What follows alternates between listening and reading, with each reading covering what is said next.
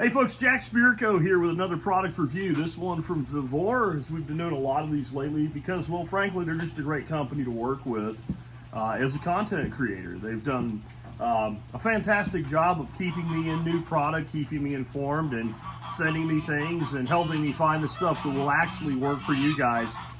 This one, boy, those geese. Chill, geese! It's a rainy day, it's a goose day. Anyway, this one came up a little bit differently. So last month I did a show on different methods of composting, from high turn, long-term compost like I teach with bioreactors, vermicomposting, black soldier fly composting, bokashi, just a whole bunch of different options. And one of the things I said was, for people with like a moderate amount of continuous waste, especially vegetative waste, peelings and stuff like that, a worm farm is ideal. And the reason a worm farm is ideal is because if you try to use small amounts of compost to make like a typical turn compost, like a high heat compost, it's like continuously adding batter to a cake. So you take a cake pan, you put some batter in it, you put it in to bake, it starts to bake, it turns into like a half a pancake, it's almost done, you throw some more batter in, stick it back in, you keep doing that. It just doesn't work well. And worm farms are ideal for, again, that moderate, typical family of 2 to 4 waste flow, that maybe doesn't eat salad every day, but eats enough of it that you have some strawberry cuttings and some cucumber stuff and all of that. And anything beyond what your worms can handle, you can put into a different composting system. And one of the items I featured was this right here, the VEVOR worm bin. It was one of those few products that I actually say, hey, I think this will work, that I never actually put my hands on. I never touched it. And that's why I didn't have a review for it like you're getting right now. Obviously a video wouldn't have that, but I have plenty of my reviews are just all write-ups. They're all things I either own myself, I bought for myself, and I've put them through their paces, or at bare minimum, somebody recommended it to me, I didn't really need it, so I like went to their house or something, I put my hands on it. There's 1 or 2 products in all, I got like 600 reviews. There's 1 or 2 that I've actually never used at all, and those come from people who I take their word with as much respect as there could be. Like certain people that I'm friends with, James White in California, my buddy David here locally. Like if they tell me something's good, then I'm good with that. Otherwise, I've got to touch it, see it, what have you. So I just mentioned it. I said, look, you can't screw this up. Now, as we're going to talk about today, you could screw up worm bin management big time as the worm owner, the worm manager, the worm farmer, the worm rancher, whatever you want. Worms are livestock, whatever you want to call yourself, right? But screwing this up is pretty hard. And when I looked at all the features and I'm like, I think this will work. Well, like 50 of you guys picked one up. So VEVOR reached out to me and said, hey, you want just to send you one of these things? Because if you sold that many just mentioning it in one podcast, maybe you could do more for us with it. And I'm like, yes, send one on over. So I want to go through the features of this this unit, and then I want to go through setup, and then I want to go through some things about the value and the proper management thereof. So this is not just a review for this product, so that if you want to start a worm farm, no matter what you're doing, I'm hoping this video will benefit you. But for this farm in particular, one of the coolest things about it is the lid actually has nice holes all around the edge, but not on the top. This means if you do decide to keep your worm bin outside, and I'm like, probably this is not what you want to do. You probably at least want overhead cover. But if you do, if you're in a place with some like overhead trees or something, you have a nice shady spot on the side of a building or something, and you want to use it outside, the nice thing is you're not going to accumulate a ton of water that way inside. Because overwatering, as we'll talk about today, is one of the things that can really mess things up in a worm bin. But it's a nice, simple lid, little handle, very easy to use. Next, I wanted to talk about the trays themselves. And you see the trays are nicely perforated. You can see my face through there. I probably look better that way, actually. But there's plenty of size in those holes to allow the worms to move up and down vertically through the bin. So that's great. They're also small enough that you're not going to have any kind of issues with like your material, too much of it anyway, falling through. Some castings or stuff may finer stuff may fall down to the next tray. That's a feature, not a bug, right? That's a good thing, because when we start harvesting, we're going to be pulling all of these off and taking the compost and the castings from the bottom tray and then cleaning that tray out and putting it back on top. On that note, what I want to do right now, I want to remove all but one tray, because for initial setup, we're going to put these away. People that fill these things all the way up from the beginning and then say it didn't work and the thing's bad because their worms died didn't read the instructions. They also don't know anything about worms. You can't just fill this all the way up with a bunch of scraps, throw worms in it. You're making a fly magnet maybe, something like that. You are not making a proper worm bin. You could do two. I'm not going to do that, and I'll explain. The reason I'm going to actually go super conservative with mine out of the gate is because I'm going out of town and I won't be here to keep an eye on it for like a week, basically half a week, and I don't want to leave my wife with another task. But you're better off putting these to the side, and then we'll talk about how you go forward from there. Next up, what do we got? I got some notes here for a change. The spigot. So down here on the bottom, there's a spigot here that you can open up to drain leachate. I'll talk more about leachate a bit later in this video. Just know this. This is a great feature. You should occasionally open it up and see if there's any leachate in there. You literally, if you have the cup sitting there, can leave it open, right? There's no problem by leaving it open. If anything, it might give you a little more airflow, and that's fine. Leachate is a beneficial thing to use in your garden. You want to dilute it with water 10-to-1. You can foliar spray it, you can soil drench it. It's great, but people think because these worm farms have these drains that like that is an output intentionally. So then they overwater. They put too much water in. Again, more on that in a bit in this video. But you shouldn't get a lot of leachate. And if you start getting a lot of leachate, you need to back off on your moisture. You're either using too much wet food without enough carbon to go with it, or you're adding too much moisture directly. Things are too wet. You should have very little bits of leachate coming out. Some people say you should have none. Yeah, you know, and all of us should have like a Fort Knox under our house with $1 billion worth of gold bars. Right? All of us should have a leprechaun and a unicorn and a guardian angel. It ain't the way it works, folks. You're going to have some leachate. That's why these features are here. But if you decide, like, I want to get a quart of leachate a week, and you start watering enough to create enough flow through, you're going to kill your worms. So don't do that. Next up, the cup. Again, little plastic cup. You could use anything. But they're, you know, it's nice that they send this so you're not stealing one from your wife out of the cabinet. So they have that. They also give you some extras. They give you a brick of coco coir. And I would estimate the value of that brick at about 10 bucks. And this is about how much you get, like one of a half sheet pan of, actually it's the middle size pans, disposable pans full. And as you can see, I have it rehydrated, but very, very dry. That stuff you're seeing fall, it's not even water. That's just pieces falling. If I squeeze it as hard as I can, I can get a few drops. It probably could be a little drier than that, but this will work. Like, I really am wrenching down on, like, if I squeezed your hand like that, you'd ask me to stop. Like, that's the kind of way you want to go. All right, so they give you the coco coir. They also give you a mat. Usually you would have to buy something like this or improvise it. So this is also made of coco coir. Sorry about kicking the camera there. But it's a mat, and it is exactly the size you need to fit inside these tubs. So whatever tray's on the top, or if it's just your initial tray, once you have it all set up, you want to set this on top of it. That'll help keep it from drying out. It'll help keep your worms completely covered. Worms like to be under things. So when you use this, one of the really great pieces of that is when you go in there to check on your worms and you pull this off, you're probably going to see the majority of your worms up top. And as you're feeding from the top, what's going to happen is your worms from the bottom will keep migrating up. And when you go to empty this, I'm sure there'll be a few worms in there. There'll be some eggs, and that's all good because wherever you put it, you're seeding worms. But most of your worms will be in higher trays because this is where the food is, and they want to eat, right? So you're not going to have that much down there. But these are a few bucks, and another nice thing that VEVOR gives you one of these mats and cheesecloth. And this is something I can tell that a lot of people reviewing these types of products that have this same feature don't read the damn instruction manual and don't know what they're supposed to be doing here. When you get down here and you look underneath the bottom bin, there is this tray. It's called a worm saver. It really isn't. You see those holes? If a worm can get through those holes, it can get through those holes. And if a worm goes down in here, it's going to have a very hard time getting back up through things, right? There's nothing down there for it to eat, and there might be some leachate down there, especially if you ain't left this open, so that worm's going to drown.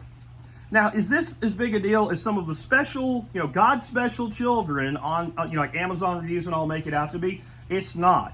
Having a few worms die is no big deal, but why do it if you don't have to? And why have all your material ending up in that bottom basin, which is the catch basin for your leachate?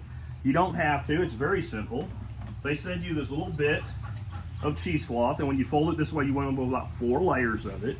And all you do is lay it down there and then put your top bed on top of it. And that keeps those worms from, now, if one really is industrious, and some of them are, and wants to murder itself, that's Darwinism, okay? We don't need to save every worm. It's gonna be all right. But that works that way. And then I want to show you this. This is not a huge reservoir. It's a fairly shallow reservoir, again, because you're not making leachate on purpose here. At least you ain't supposed to be. And again, people that do end up with dead worms. And you can see right inside there is how that spigot goes. Now, some other special kids, when this thing shows up, it's got 2 rubber washers on it and a plastic nut. Those rubber washers are truncated. In other words, they have kind of a cone shape to them.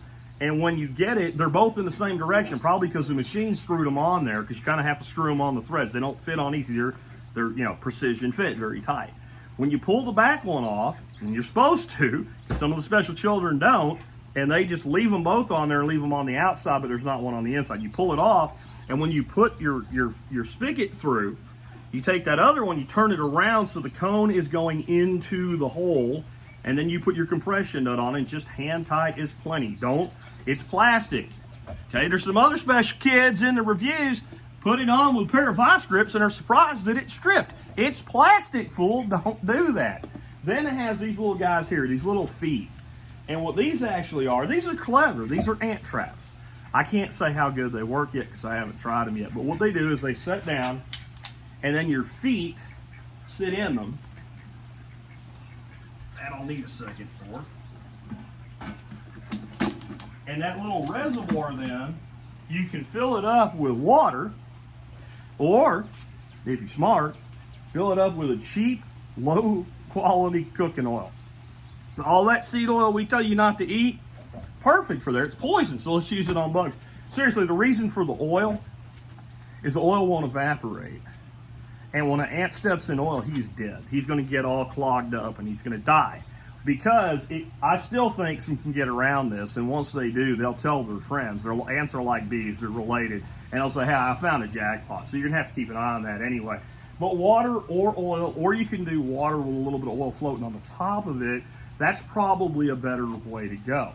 And you can do that with just a few drops of oil will spread out across that surface tension of the water, maybe a teaspoon of oil in each one. And as the water evaporates, you just fill the water back up with like a bulb or a squirt bottle or something like that, and the oil will stay and it'll continue to float on it. Again, that's going to work really well inside or under cover. That will not work very well sitting out in the rain. That's why I recommend you don't do that. At minimum, have overhead cover with any worm farm. I will take a pause there to say there's people that are, growing 10 million worms, and they have these giant worm long boxes and stuff that are outdoors. That's different. They're set up to do that. This, you're better off not doing that. It's a relatively small box, right? All right, so let's talk about some setup now. Let's go ahead and get the worm saver back in here. Cheesecloth centered over the holes. Let's get our bottom tub. And one thing I want to point out about these tubs, they have this little tab here that keeps them from completely nesting flat.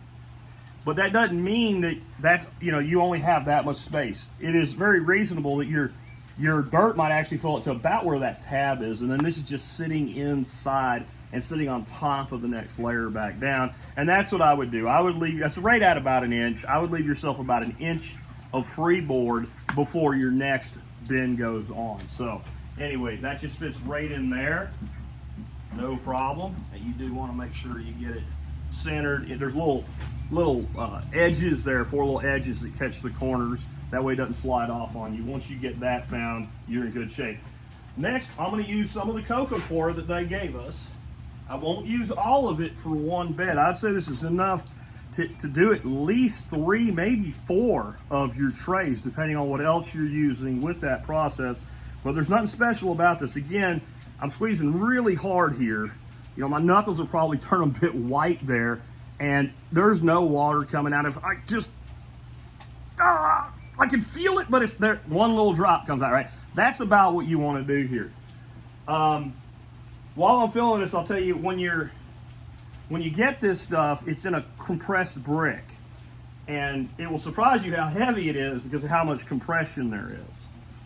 And that's all good and well, but you need to then soak it in water and then tear it apart. And so one of the accessories VEVOR sent, I don't know where it is now, they sent a little rake. Oh, here it is. They send this little rake. And I don't know how much you use this in your worm bin or whatever. I just use my hands. But that compressed brick, as it's absorbing water, if you think about if you've ever thrown like a pound of ground beef that's still frozen in a frying pan and you scrape it off with a spatula, that's kind of the best way to break this stuff off with it. It worked really, really well for that. And this is way stiffer, and it's probably a pretty good little gardening tool or something like that too if you're not going to use it in your bin. Some of the stuff VEVOR sends as extras are really like, I think you're wasting your time and your money, VEVOR. This is actually a cool little accessory. So I'm going to add right at about an inch to 2 inches of this coco coir bedding down here for our worms. And we're going to talk about what worms actually do. They're not doing what most of you think. They're not actually eating the food you feed them. Does that not make any sense? It will in a little bit. Let me go ahead and get this set up, right? So we're going to add a couple inches of that in the bottom. And we can use this in establishment. And we can also, when we do feed them and we want to add some more carbon to take up some of the excess moisture, I'm going to use some shredded paper for that, but you can also use this. I'm not big on using this stuff because it's an expense that you don't need. It's actually excellent for establishment of a brand new bed. It really isn't necessary for ongoing management. You can use shredded leaves, you can use shredded paper, you can use shredded cardboard. There's a lot of things you can use. You'll never go wrong by using this, don't get me wrong. And for Bill, who I love, makes a worm bedding, and it looks really cool and it works really good. It's great for establishment too, but you know what it is. It's paper made into a pulp and then made into like a clump. So, I mean, even some of the best, commercial made worm stuff, it's just paper. So all we want is a good carbon source, again, to take up some of the extra moisture and to provide a place for our microbes. As I said, they don't really eat the food. They eat some of it, but mostly they're actually eating microbes and the waste from microbes. And we're actually farming we're farming worms, but the worms are farming the microbes, and we'll get to that in a little bit. So that's about enough there. Hold on, let me grab this tray so you can see, and a little bit passes through, and that's because it's such fine stuff. But you notice now it's all on the cheesecloth, not down there in the leachate, making clumps and nastiness down in there.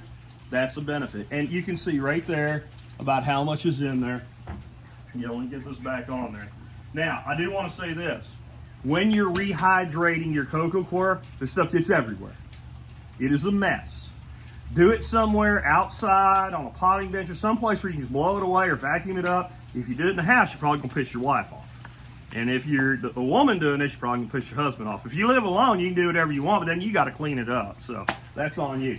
So we got that in there. The next thing we're going to do is we're going to add some worms. Now, I would add some compost, pre-composted compost to this, which is what I'm going to do, and worms at the same time.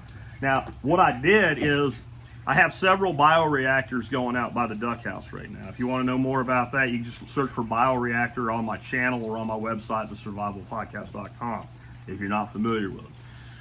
But a bioreactor is a 1-year compost system. You basically do the work one time and you leave it alone for a year. And after the thermophilic cycle, which is where you get the heat in the first couple weeks, is over, you introduce worms into them. I have, since I figured out how to keep the daggone ants out of them, I haven't had to buy a worm ever again, or even if I was using a worm farm like this, go get them. All I do is take a handful or two of the last batch and drop it in there. And that's what I did here. And there are little worms all in this. Of course, I tried to push it where they would all hide in one spot. But I mean, I don't have to look very hard. I don't know if y'all can see them, but there's 3 or 4 little worms in there. There's a buttload of them in here. They're all very young worms. I didn't hunt for them in the pile. I kept my bioreactors. I wish I had better lighting here, because they're just not hard to find. There's one on my finger right there. All I did was pull the wood chips that I capped the bioreactors with back and stick my hand in like 3 different spots of a 6-month-old bioreactor. And there's plenty of seed worms in here. And this is something else I wanted to talk about today, and we'll get more into it in a second. But you don't necessarily need to start one of these off with like a ½ pound of worms. A small population and they'll grow. And again, I'm going to talk more about the biochemistry and what's really going on here in a second. But I'm just going to go ahead and add this sprinkled out all over this coco coir. And if this stuff wasn't nice and damp already, which it is, I might get a spray bottle and add a little bit of moisture here. And this compost that I make with bioreactors, I love worm compost. Bioreactors are basically a form of worm compost, but you're making huge amounts at a time. I want you to look at how this stuff behaves. Look, see that? It acts like clay. It acts like clay, but yet it crumbles. It is the most amazing compost. And I usually, little worm guy there, right? Now, I'm telling you, this stuff is loaded with worms. I made my potting soil out of it this year. I pretty much tried to get all the worms out of it when I did that. And every single plant that I set out this year, when I pulled it out of its little set pot, had worms in it. I mean, the worms just love this stuff. So there's enough in here for them to eat for a while. They don't need a lot of food. I want to build up the microbiological activity in here over a week or two before I start feeding them in earnest. So let's go ahead.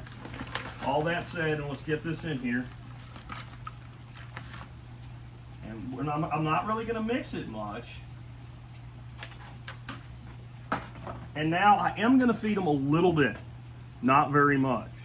I have on this plate, I went out in the garden today and there were a few Swiss chard leaves that were like broken off and laying on the ground and were already getting hit by pill bugs and what have you. So I'm going to put just a couple of those in there. And then I had one jalapeno we made breakfast tacos with today. So I'll throw that in there, little bits of it. That's plenty. That's plenty. I don't have to feed them at all. I had that. I figured we'll go ahead and do it. Then the next thing I'm going to do, I have some paper. And this is just out of our paper shredder. You can use sheets of newspaper or whatever. But I like this better because it's going to start to break down. It's going to become colonized by microbes because of surface area, right? And we just have a standard everyday, like home office paper shredder. It does like 20 pages at a time. One of my my granddaughter's jobs. It's kind of weird being a grandpa. It really is.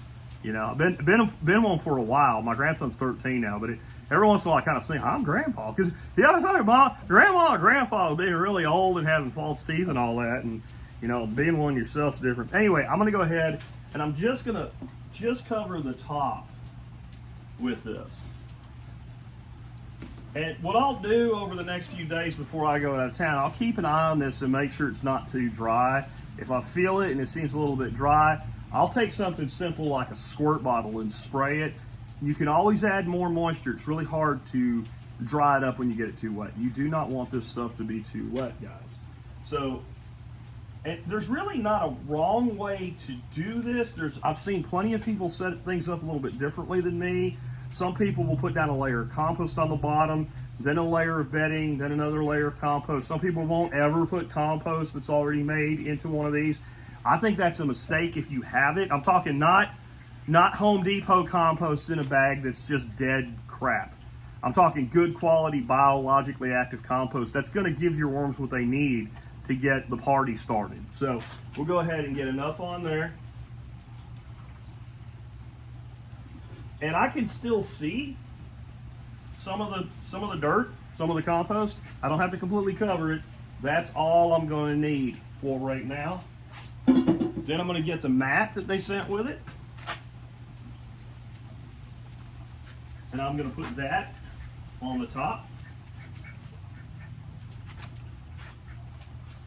And if I can find the lid, we'll put the lid. And I know somebody out there is going to be a special child, start freaking out about plastic. This is HDPE plastic. It's food grade. It's completely safe. And you're probably sitting there telling me about plastic while you drink some disgusting high fructose corn syrup crap out of a 2-liter plastic jug. I just find that most of the people that talk about that, when you look up like their profile or whatever, they ain't the picture of health. I'm just saying. Anyway, lid goes on. And then I'm gonna set this up in my shop after we're done filming here. That's it. And again, we're not gonna have a whole bunch of leachate coming out of this thing. Set it up back there. Nothing coming out of there. We don't want that. That's not the goal. It's a byproduct of management, and if you get a lot of it, the management is not proper management. So let me get my notes back up here. Let's talk about some tips with composting in general.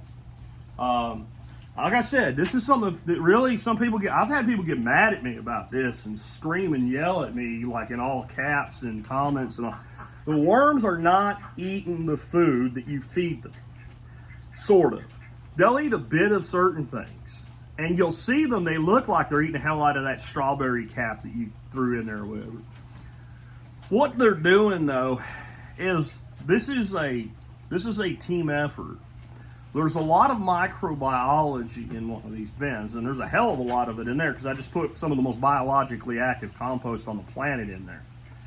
But the worms themselves have an incredibly active gut, full of microbes and microbiology.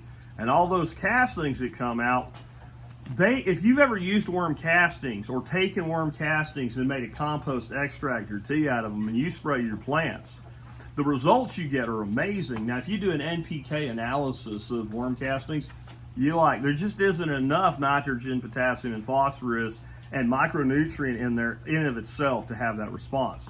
It is a biologic response. And what these worms are actually doing, a lot of times they'll even move the food, they'll pull it into the soil to make better contact so the microbes can get better colonization. The microbes break the food down and they eat some of the broken down food that the microbes have already begun to digest. But they eat some of the microbes too. Some of the microbes are basically the worms aren't really farming them because that's vegetables, right? The worms are ranching the microbes. They're like, here, come eat this. And the microbes come eat it and the worm comes over and eats their ass, okay? So that's what's actually going on, and that's why you want to start slow. And most people that I've found that have problems as new worm keepers, they try to go too fast out of the gate. They don't let that microbiology come up. So let that microbiology come up. Again, keep it moist.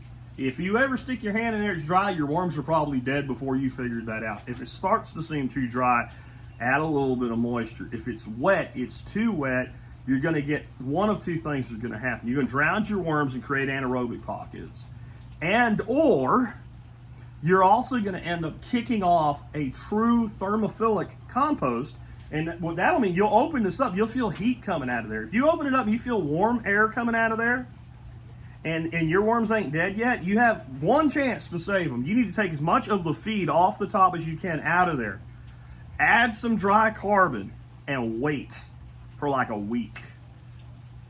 Because if that process continues, unlike your compost pile outside, well, I got hot compost outside, worms in it all the time. Yeah, the worms can leave and go into the ground and they can come back in when that's over. They can't get out of here. You made a worm oven, you're frying them. You got a worm air fryers, which you got going on if you do that. So that's something you can moist, not wet. Feed slowly during your establishment phase.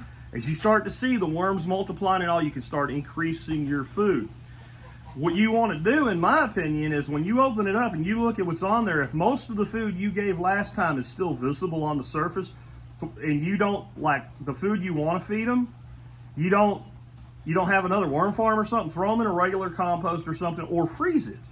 That's another thing you can do. You can freeze your waste and maybe start feeding once a week on a schedule, or even every other week, depending on what you want to do. And if you notice there's certain things that they do really well with and some other things they don't really like you don't really want to feed them citrus, but if you throw a citrus peel in there too, it ain't gonna hurt them, but you don't throw a bunch of those. Onions don't go in there. Meats don't go in there. Dairy products don't go in there. That's all a different world we're not going to get into today. But you still might notice like these particular vegetable waste products, they really love those, and these other ones they're not as big on. You might back off those and find another outlet for those, like a duck system or a chicken system or something like that. And watch your worms. They'll tell you what you need. Like if you go in there and there's food on the surface and they're not coming up to it, check your moisture levels, check your temperature, check your situation. When you have happy expanding worm population, and then Of course, it can only expand so much. There's only so much food can go in here and so many worms can fit in here. And worms will basically, I hate saying it because I just told you they don't eat the food, but they'll basically consume their own weight in food a day. A better way to describe that would be process their own weight in food a day. So if you get up to where you have a pound of worms in there, you can give them about a pound of food a day, but they don't have to have that. And they will adjust their population. When there's lots of food, they will expand. And when there's not that much food, it's not so much that they will die, but they will stop reproducing as quickly, and worm life cycles are not that long. So as the older worms die, there'll be less of a replacement population. So they're very self-governing if you do your job. Then again, as you add trays, so when this tray is well broken down and mostly full, I will add another tray. I will add a layer of my compost and some coco coir or some other bedding. Again, paper shreddings are fine, leaf shreddings are fine. I'll add a mix of that and I'll start putting the food on the top of that and putting the cover on there. And the worms themselves, when they've completely worn out what's down here, they'll migrate up. When you do a tray change, give it some time. If you've been feeding really, really quick and you've been having great processing, you might be surprised at how much nutrient and stuff for them to eat is still in that last tray. And some will come up right away, but the vast majority will be like, why am I, worms don't want to work hard. They really don't. If they have what they need, they kind of just like, hey, it's dark and cool in here and there's some all kinds of good stuff to eat and I can make baby worms with this other worm over here and I ain't got no reason to go nowhere, right? So when you add that next tray, it's not the same as starting over, but act like you're starting over until you observe, you pull back your mat, and you see a lot of feeding activity. When you see that going on, you can go back to whatever schedule has been working for you up to that point. Last, again, leachate, which is what people call worm tea. Worm tea is when you take castings and you put it in a bucket of water and you strain it off, maybe you aerate it, feed it, right? It's either tea or extract. That's what that is. This is not worm tea. This is leachate. This is moisture where there's excessive moisture that drained through and ended up in the reservoir. It's a good product, but it's not your product you're trying to produce, okay? The product you're trying to produce is worms, worm casting, worm babies, and a fertility aid. This is a byproduct, this leachate, and it's a good one. But again, if you are watering for the sake of getting it, you're doing it wrong. And even if it works for a while, eventually you're going to run into a problem and you're going to end up with a giant box of dead worms. And if you've ever had like a large amount of worms die at one time, it is not fun. Every fisherman has screwed up at some point in their life and left like a cup of a dozen worms in the trunk of their car. And they're driving around, they've been fishing on Saturday, forgot all about it. You go to work Monday and you're driving to work and you're going, you get that faint whiff of death and you're like, oh no. And when you open that trunk, you're like, oh the hell no. Now imagine that times 1,000. You do not want a giant box of dead worms, so please take seriously what I've told you. Last, I want to talk to you about the value of this product here and reveal something to you that I'm probably the only person on YouTube that's going to do this for you. I'm probably one of only a handful of people that have ever figured this completely out, by the way, and we'll get to that part. But people are so big on, I don't know why you buy yourself a worm farm. You can just make something with some Rubbermaid tubs. What's a Rubbermaid tub cost? 10 bucks? 5 Rubbermaid tubs is $50 and all you got are 5 tubs. And some of those tubs now are more than $10. So I don't believe you can build a 5-tray system anywhere near as close to as good as this for 50 bucks if you're going to rely on Rubbermaid tubs. If you have stuff laying around, you want to do it, you already have it, it's already a sunk cost, go ahead. But if you're like, I want to get into worm farming, I've tried to give you as much as I can in this, but I'm going to tell you, it is not as simple as people make it out. It's a learning curve. This is a purpose-built product. It is designed to drain well. It is designed for airflow. It has got its part right, which means you only have to focus on the part you do. You don't have to screw around with it, and it doesn't cost anymore. Now, add 10 bucks for some coco coir, right? How are you going to handle your ant traps? Are you going to have a spigot for your leachate? These are not free. You actually have to buy them. Then you have to use tools. And people, your plastic people, what about plastic? Well, you start drilling holes. Now you got microplastics everywhere. So I just think this is a great value straight out of the gate, just on a dollar cost analysis. I do not believe in doing a DIY project to get a product that's almost as good as a commercial product, but spending more money to do it. I believe in doing a DIY project to get a product almost as good or as good as a commercial product for less money. But I don't think the other way makes any sense. I call that hating money, and as I've always said to my audience, if you hate money, money will hate you back. And you don't want that. But here's the part that you're probably not going to hear from anybody else. If you go check out like vermicomposting forums and stuff like that, there's a ton of DIY people, and there's people who think if you don't DIY, you're stupid and you're going to die or something crazy. But of the people that are willing to buy product, there is a product that is very highly thought of, universally. It's one of the best, especially for beginners, worm bins on the market. And it is not called the VEVOR worm bin, it is called the VermiHut, V-E-R-M-I-H-U-T, VermiHut. It looks exactly like this except it's green. It doesn't just look exactly like this, it is the same product. I don't mean it is the same product as in VEVOR looked at it and made it the same. I mean VEVOR made a deal with whoever makes that product to OEM or private label it, I should say, and then put it out under their brand. Now, how do I know that? Well, I know that because I've gone through every single component of this, and it's identical down to the accessories. The piece of cheesecloth is the same. The little rake is the same. The little ant foot things are the same. The lid is the same. The interior of the lid is the same. The holes are the same. But I'm also the guy that does my research for real. And that means when I get a product like this, even though it's boring, I read the instruction manual from cover to cover, every single piece of it, because I consider that part of my responsibility to you in recommending a product. And in my write-up, which you can find a link to it down there in the video notes, inside that manual, when they made the deal to do this private label, whoever did the manual, at least in one place, screwed up. It literally refers to this as the VermiHut in the documentation. Translation, these are not just similar to that product.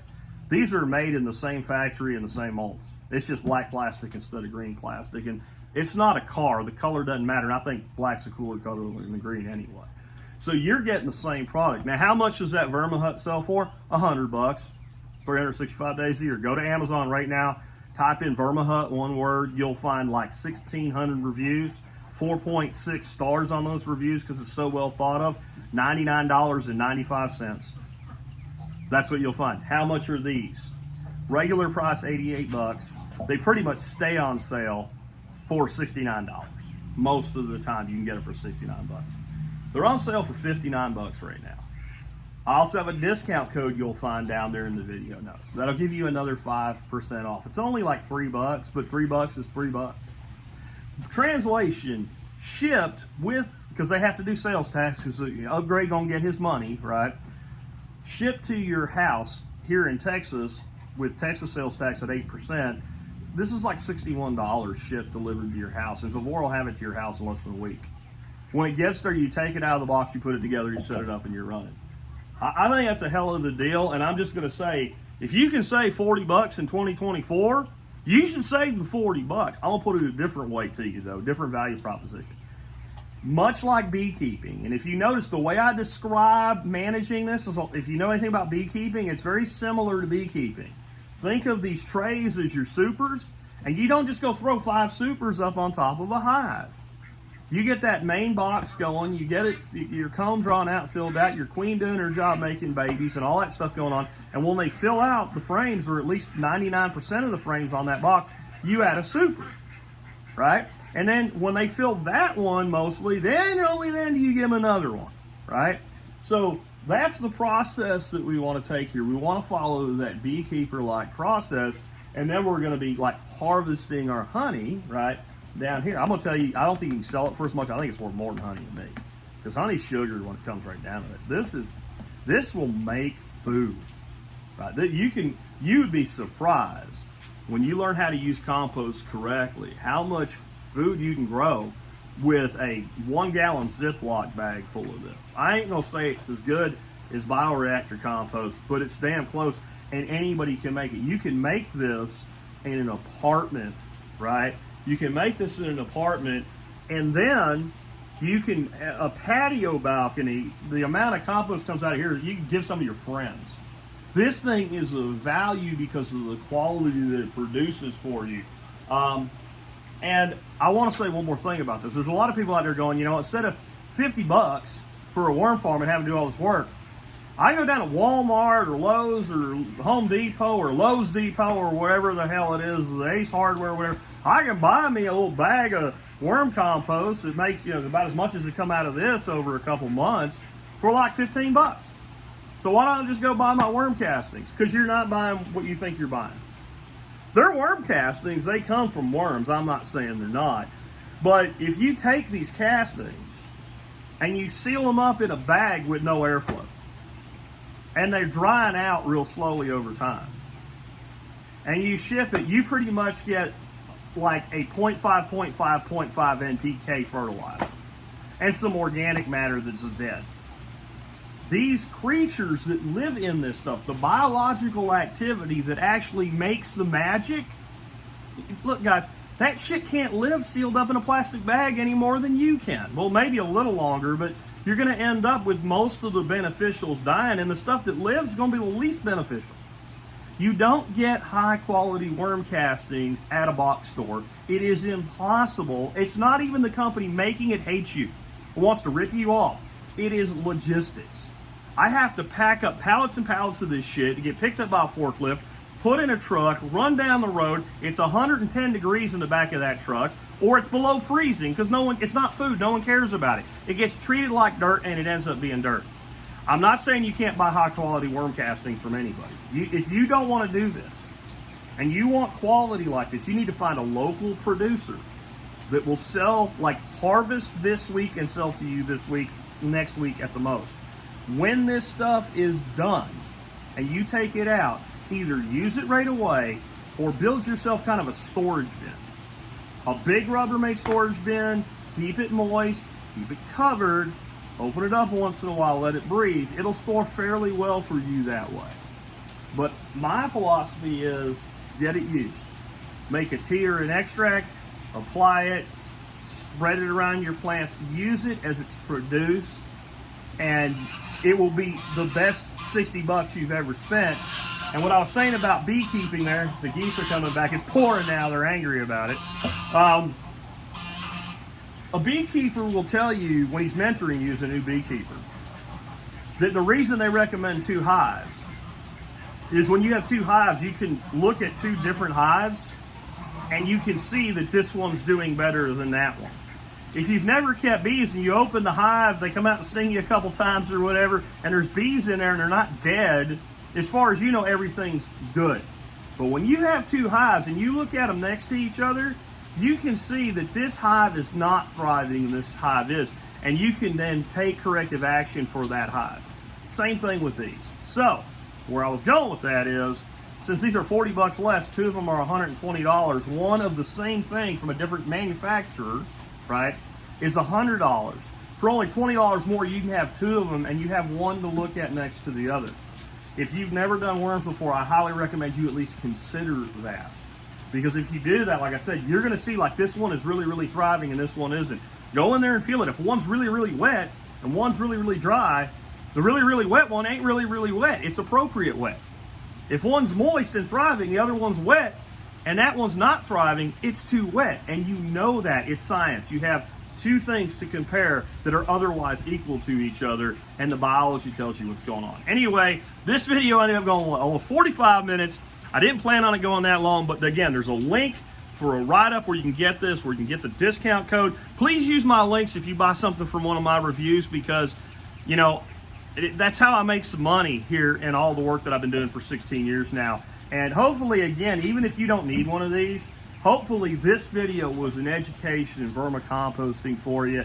And I really encourage you, if you're making other forms of compost, put some of that seed compost in your worm farms and compost, compost, compost. Be fearless and make compost. And if you want to learn to make not vermicompost, but bioreactor compost, check out homefoodsystems.com.